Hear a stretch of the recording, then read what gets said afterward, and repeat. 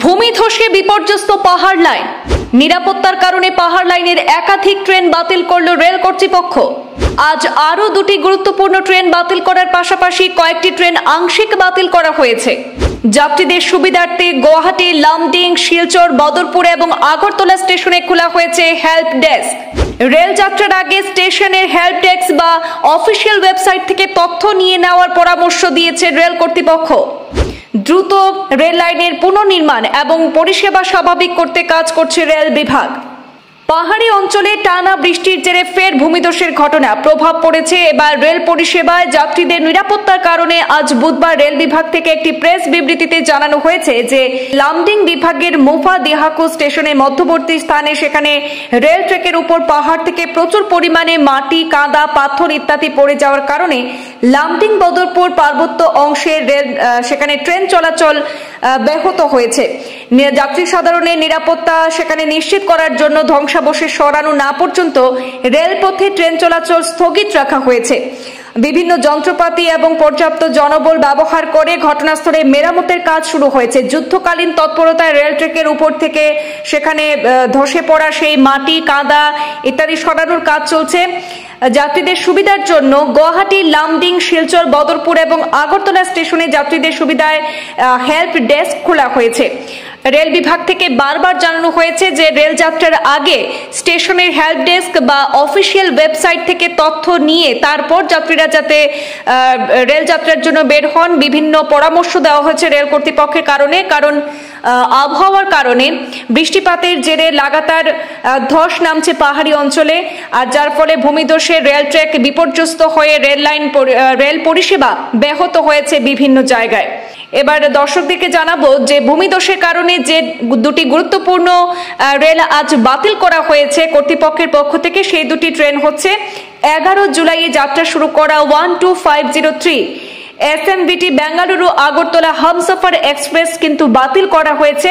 এছাড়াও আগামী 13 জুলাইয়ে যাত্রা শুরু করা 12515 তিরুবনন্তপুরম সেন্ট্রাল শিলচর এক্সপ্রেস, এই দুটি ট্রেন কিন্তু বাতিল করা হয়েছে। আরো একবার জানাচ্ছি দর্শকদের যে ট্রেনগুলি বাতিল করা হয়েছে সেই দুটি ট্রেনের মধ্যে রয়েছে 11 জুলাই যাত্রা করার কথা ছিল 12503 এফএমভিটি বেঙ্গালুরু আগরতলা হামসফর এক্সপ্রেস, সেই ট্রেন কিন্তু বাতিল করা হয়েছে। এছাড়া 13 জুলাইয়ের যাত্রা শুরু করা 12515 তিরুবনন্তপুরম সেন্ট্রাল এবং শিলচরের যে এক্সপ্রেস ছিল সেটাও কিন্তু বাতিল করা হয়েছে।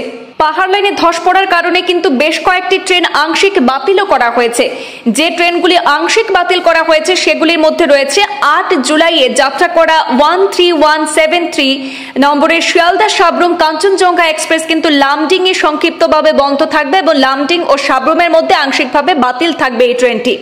গত 7 জুলাই যাত্রা শুরু করা 14620 নম্বরের ফিরোজপুর আগরতলা এক্সপ্রেসও কিন্তু লামডিং এ বন্ধ হয়ে গেছে।